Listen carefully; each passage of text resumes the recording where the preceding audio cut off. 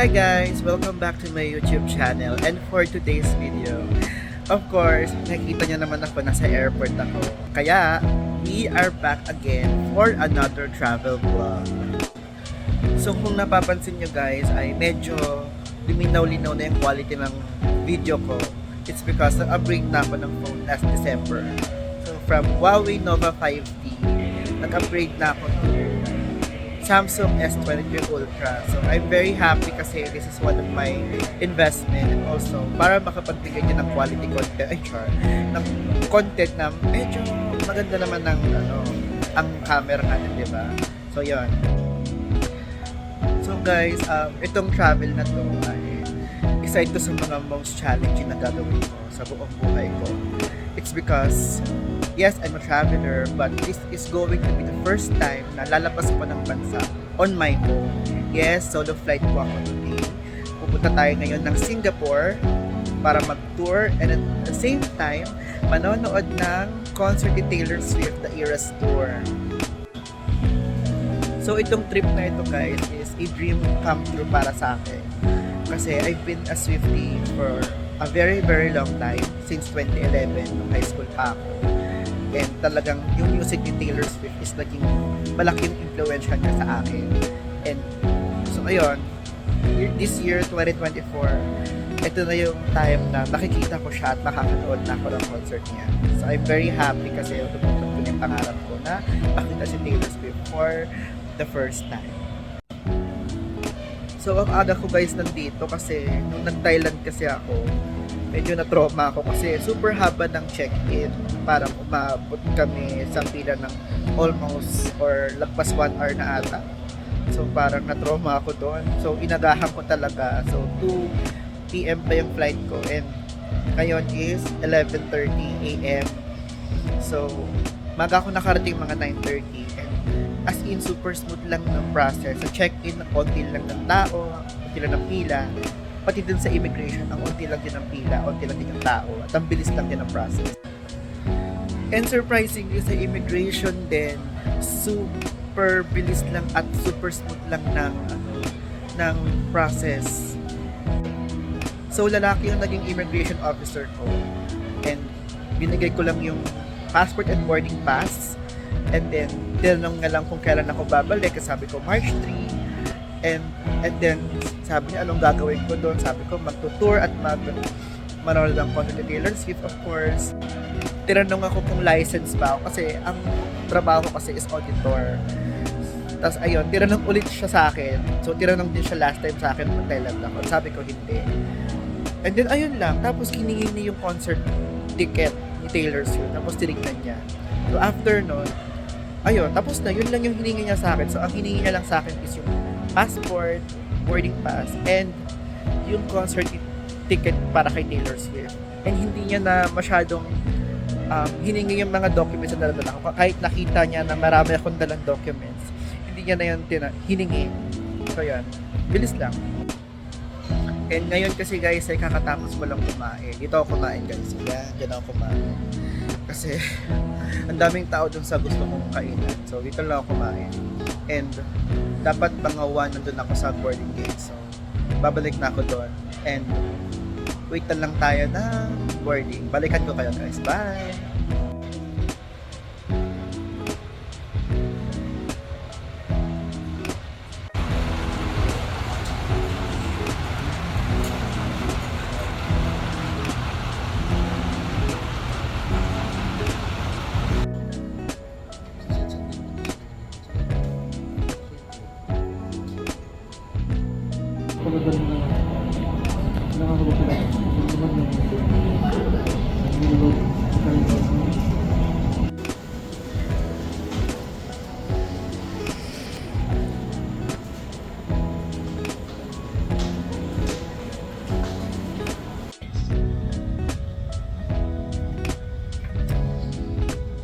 For further information, please refer to the passenger briefing card.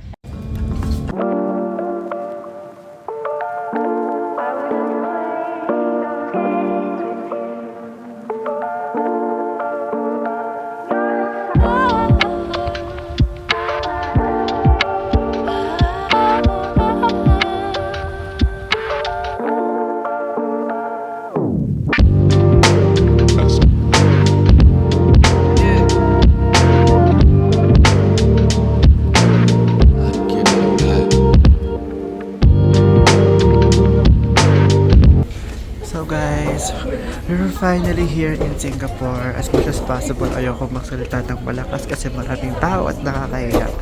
But it is now real. We are now here in Singapore.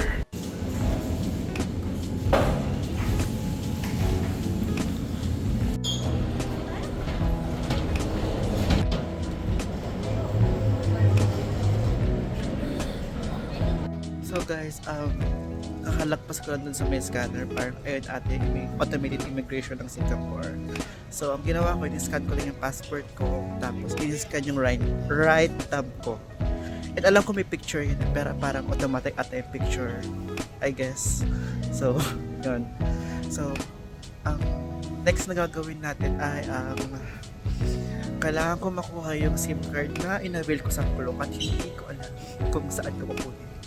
Ay, char, kukunin ko pa pala muna yung aking check-in luggage sa number 7. Well, mabilis lang dapat tayo kasi pagod na rin ako. At pasensya na guys kasi hinihinaan ko yung boses ko kasi ang daming tao dito at ang tahimik ng airport. So, nakakaya di ba kung mag-iingay ako? So, bear with me na lang guys, but I'm trying my best naman. Hi guys, so I'm back. Nakuha ko na yung check-in luggage ko. At the same time, also nakuha ko na rin ng aking SIM card. So, alam nyo guys, sobrang nakakaba pa rin talaga kapag nag-check-in ka ng luggage mo. Kasi ang tagal lumabas nung bagahe mo. Nagang nakaka-mini heart attack. Every time na lang, pag nag-check-in ako, kasi ang tagal lumabas nung bagahe, sobrang nakakaba. So, pag pala kayo, pag nag-avail kayo ng SIM card sa Klook, which is ito na siya makukuha. Ayun o, nakikita nyo yan. Dito yan sa Terminal 4. Yan. Yan siya. Pansinin nyo, maraming tao kasi maraming kumukuha nung in-order nilang SIM card sa Klook. Also, marami rin mga nagpapapalit ng pera. So, dyan kayo guys. Hi guys, so may tip pala ako sa inyo. Pag pupunta kayo sa Singapore, make sure na magdala kayo ng SIM ejector. Yung parang panunton para lumabas yung SIM card. Kasi dito kasi, unlike sa Thailand, yung pinuntahan ko, sila yung mag-set up ng SIM card dun sa phone mo. Pero dito kasi, self-service. So, ikaw yung mag-set up dito. So, what if na lang guys, wala kang dalang SIM ejector, no? So, much better magdala tayo ng SIM ejector. So, hindi ko pa alam kung paano to. Nakakatanga dito, pero let's see. I-insert ko to sa aking phone. So, nalagay ko na pala yung SIM card sa phone ko. And, wala namang problema. The moment na insert mo yung SIM mo, activate na agad siya. So, ayan, meron na tayong data. So, ang next na gagawin tayo, kailangan nating hanapin yung bus sa putang Terminal 2 kasi nasa Terminal 2 yung MRT papuntang city. Ito, nasa harapan ko, pakita ko sa inyo. Ayun siya guys, maraming tao. So, kailangan natin magpandirete, pwede tumambay. So, kailangan natin pupunta ng Terminal 2 using this bus shuttle. So, babalikan ko kayo guys.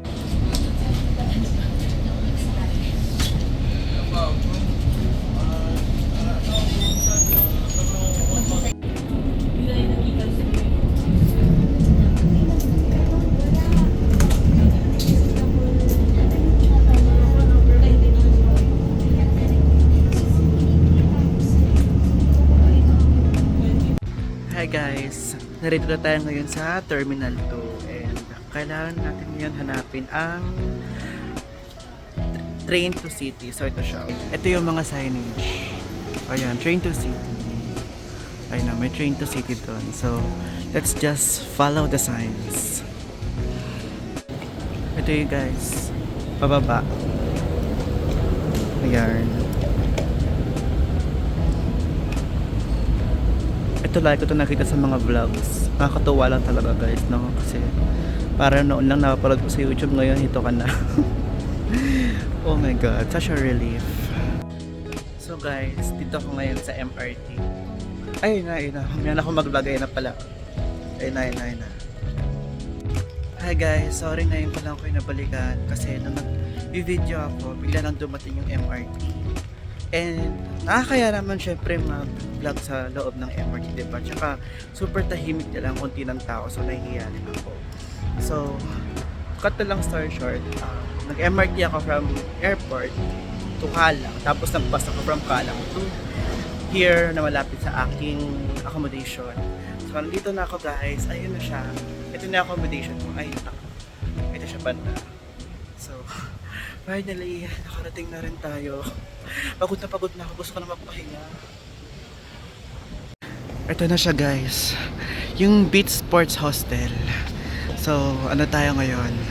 Self-check-in tayo kasi late comer tayo. Late check-in pala. So ito, check-in lang ako guys. So pagod na ako, grabe. Buti lang may kainan dito. Gusto ko na magpahinga. Hi guys, I'm back. Sorry kung putol-putol yung vlog ko kasi pagod na talaga ako. Tapos pagdating ko sa hostel, nag-check-in agad ako siya nagpahinga. Tapos nag-freshen up. At ito ngayon, nag-late dinner ako. Ito yung pagkain ko. $4 siya. So sa Philippine peso, mga 160 na siya. So mahal nga. No? Grabe, nakakapagod tong araw na to guys. Hindi ko na alam po na mangyari sa mga susunod na araw. Pagod na ako. So, di na ako nag-vlog sa hostel kasi pagod na ako. Tapos, syempre nakakaya rin naman na may mga ibang tao na nandun. Kasi yung iba tulog na. Iba nagpapahinga, so nakakaya naman. Bukas ko na lang kayo tour. Ano? I think end vlog ko lang siguro to guys. And very sorry kung super limited lang ng mga info na naibigay ko sa inyo kasi this is, sabi ko nga diba, this is the first ever na nag-solo ako na international. So talagang alaga ka talaga, busy, tas pagod. So kasi yung phone ko rin na medyo upgraded na, ang laki rin sa kamay ko na mahirap din siya hawakan unlike yung luma kong phone. But I'm trying my best naman talaga guys. So mga susunod na araw mag-vlog ulit tayo, explore din yung Singapore. Lilibot natin yung Singapore para magka-idea kayo kung ano yung pwede nyo makita doon. So yun lang guys. So siguro mga maya-maya malutulog na rin ako kasi nantok na rin ako eh. So I think that's all for today guys. Today is a very tiring day. And sana lagi kayong okay dyan, Pilipinas. Yun lang guys, goodbye and please don't forget to like, share, and subscribe to my YouTube channel para laging ka updated. And stay tuned lang guys dahil this is part 1 pa lang ng ating Singapore vlog. So stay tuned guys, bye bye!